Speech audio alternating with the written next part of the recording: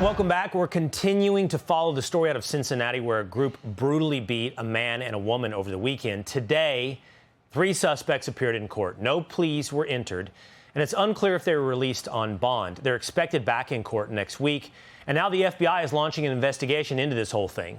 One of the suspects, in fact, was already out on bond during the attack for a separate incident.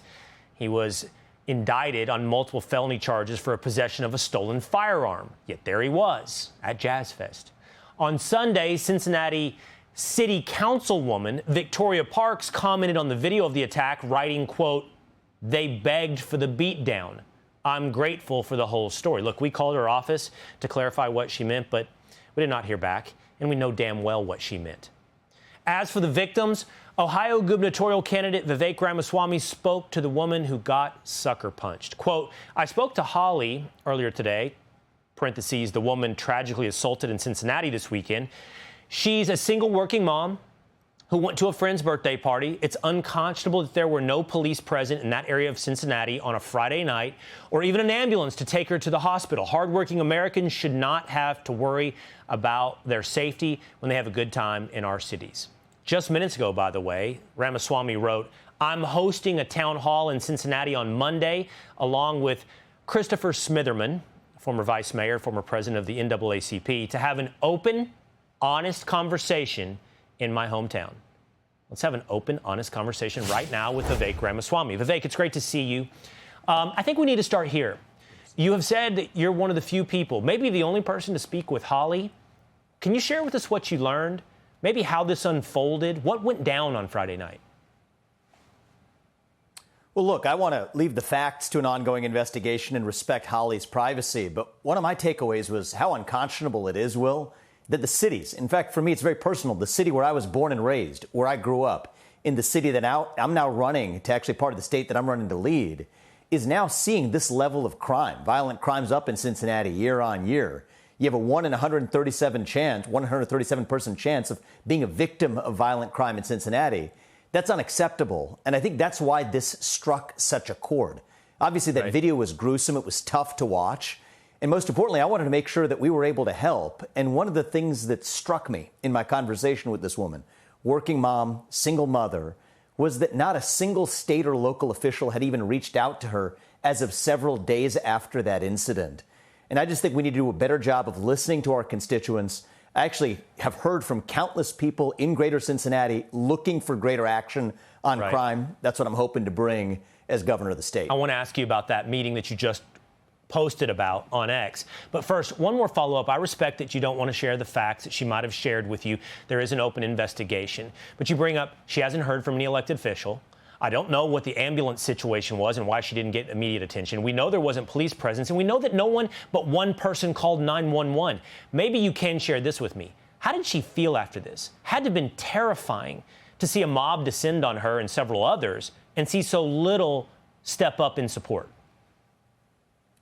I mean, think about how any of us would have felt in that position. That's not America. We're not some third world country. We're the country that people around the world look up to because we're a culture based on law and order. And at the end of the day, Will, this is common sense stuff. This shouldn't be Democrat versus Republican nonsense.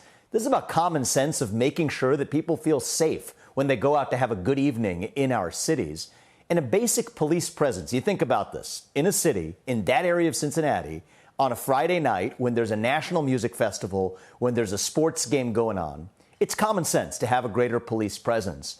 And part of what we're seeing across the country is, I believe this is really just a symptom of that defund the police current that began 4 or 5 years ago. Well, the anti-cop policies that have spread across our cities.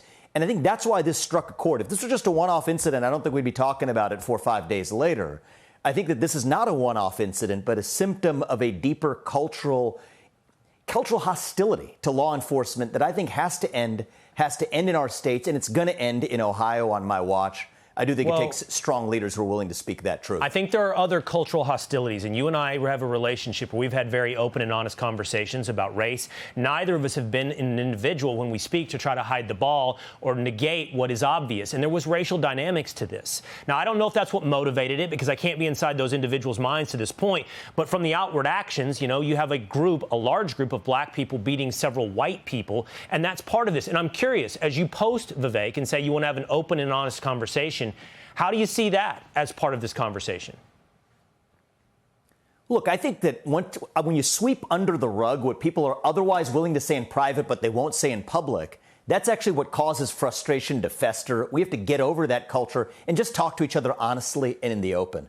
That's one of the reasons why I invited a friend of mine, Christopher Smitherman, who's a former president of the NAACP Cincinnati, former vice mayor of the city, to co-host that conversation with me on Monday night in my hometown that I'm looking forward to.